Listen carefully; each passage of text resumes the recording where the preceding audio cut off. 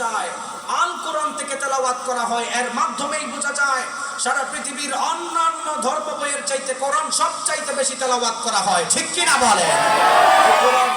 সারা পৃথিবীর মধ্যে তাফসীরে ইলমির আলোকে, ইজাজে ইলমির আলোকে সবচাইতে দামি হওয়ার অন্যতম কারণ হচ্ছে এই কোরআন এমন এক কিতাব, যেই কিতাব সারা পৃথিবীর অন্যান্য ধর্ম বইয়ের চাইতে সবচাইতে বেশি ছাপাখানায় ছাপা হয়েছে। সুবহানাল্লাহ পড়েন। আর এই কোরআন এমন এক কিতাব, যেই কিতাবের আইনকে রক্ষা করার জন্য, যেই কিতাবের আইনকে সমাজে বাস্তবায়ন করার জন্য লক্ষ লক্ষ যুবকরা অকাতরে তাদের জীবন দিয়েছেন। ঠিক কিনা বলেন? এখনো পর্যন্ত যারা কোরআনের বিরোধিতা করে, এখনো পর্যন্ত যারা ইসলামের বিরোধিতা করে, এখনো পর্যন্ত যারা উলামায়ে কেরামদেরকে গালি দেয়, মনে রাখবেন আবু জাহেলের মতো লাঞ্ছিত হবে। ঠিক কিনা বলেন?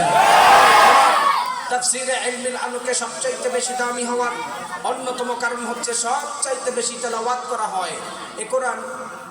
সারা পৃথিবীর ৪,৫০০ ধর্ম আছে, বিভিন্ন ধর্মের মানুষ বিভিন্ন ধর্মের বই ফলো করে, তাদের থেকে সবচাইতে দামি হওয়ার অন্যতম কারণ হচ্ছে এই কোরআন যেই ব্যক্তি তেলাওয়াত করে তারও ভালো লাগে। কোরআনের অ্যাট্রাকশন এরকম হয় যে ব্যক্তি তেলাওয়াত শুনে তারও ভালো লাগে। সুবহানাল্লাহ বলেন। আল্লাহ রাব্বুল আলামিন কোরআন নাযিল করার মাধ্যমে দুনিয়ার মানুষদেরকে জানালেন, কোরআন নাযিল করার মাধ্যমে আল্লাহ দুনিয়ার মানুষদেরকে হেদায়েতের গাইডলাইন দিয়েছেন।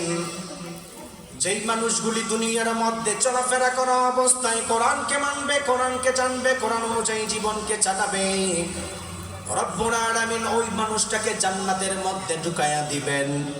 আর যেই মানুষগুলি দুনিয়ার মধ্যে কোরআন পাওয়ার পরে কোরআনকে শিখে না, জানে না, কোরআন পাওয়ার পরে যারা কোরআনকে মানে নাই, রব্বুল আলামিন ওই মানুষদেরকে জাহান্নামের মধ্যে ঢুকায়া দিবেন।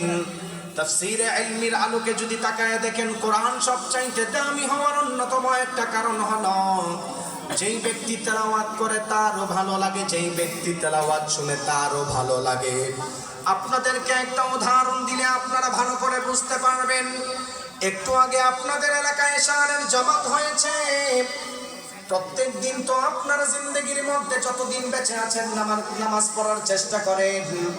অনেক মানুষের জিন্দেগির 50 থেকে 60 বছর জিন্দেগি কেটে গেল, প্রত্যেক দিন তো আপনি নামাজ পড়লেন, একদিনও তো বলেন নাই ও হুজুর আপনি ছোট থেকে বড় পর্যন্ত দেখলাম শুধু নামাজ পড়ান, সূরা ফাতিহা দিয়ে নামাজ শুরু করেন, সূরা ফাতিহার তেলাওয়াত ভালো লাগে না, বুখারী শরীফের শেষ হাদিস দিয়ে নামাজ পড়ান, এই কথা বলার কি কোনো চান্স আছে নাকি?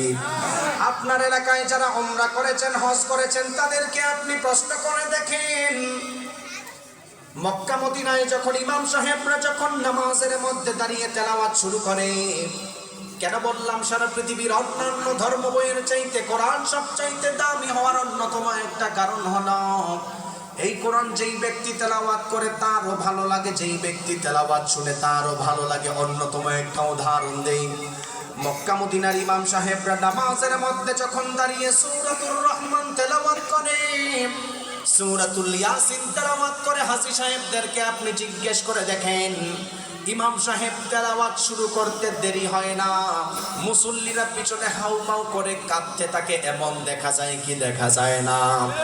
এই কোরআন সারা পৃথিবীর মধ্যে দামি হওয়ার অন্যতম আরেকটা কারণ হলো বিশ্বনবী সাল্লাল্লাহু আলাইহি ওয়াসাল্লাম মানুষদেরকে জানালেন, মান ক্বারাআ হারফাম মিন কিতাবিল্লাহি ফালাহু হাসানা ওয়াল হাসানাতু বিআশরি আমসালিহা। ও সাহাবায়ে কেরাম, যেই সমস্ত উম্মতগুলি দুনিয়ার মধ্যে কোরআন তেলাওয়াত করবে, প্রতি অক্ষরে অক্ষরে আল্লাহ তাআলা বান্দার আমলনামার মধ্যে 10টা করে নেকি লিখে দিবেন। সুবহানাল্লাহ। সাহাবায়ে কেরাম আমার নবীকে বলল, ইয়া রাসূলুল্লাহ, আপনি তো বলেছেন উম্মতের মধ্যে যেই সমস্ত উম্মতগুলি কোরআন তেলাওয়াত করবে প্রতি অক্ষরে অক্ষরে 10টা করে নেকি লিখে দিবেন। ওগো আল্লাহর নবী, উম্মতের মধ্যে কোন উম্মত যদি আলিফ লাম মিম 3টা একত্রিত উচ্চারণ করেন, ওগো আল্লাহর নবী তাদের বিষয়ে কি বলবেন? আমার নবী বলল, উম্মতের মধ্যে যেই সমস্ত উম্মতগুলি আলিফ শব্দ আলাদা উচ্চারণ করলো, আল্লাহ তাআলা আলাদা 10টা নেকি আল্লাহ বান্দার আমলনামায় দিবেন। লাম উচ্চারণ করার কারণে আলাদা 10টা নেকি আল্লাহ বান্দার আমলনামায় দিবেন। মিম উচ্চারণ করার কারণে আল্লাহ তাআলা আলাদা 10টা নেকি বান্দার আমল নামায় দিবেন। আলিফ লাম মিম উচ্চারণ করার কারণে আল্লাহ তাআলা বান্দার আমল নামায় 30টা নেকি দিবেন। সুবহানাল্লাহ। এই কোরআন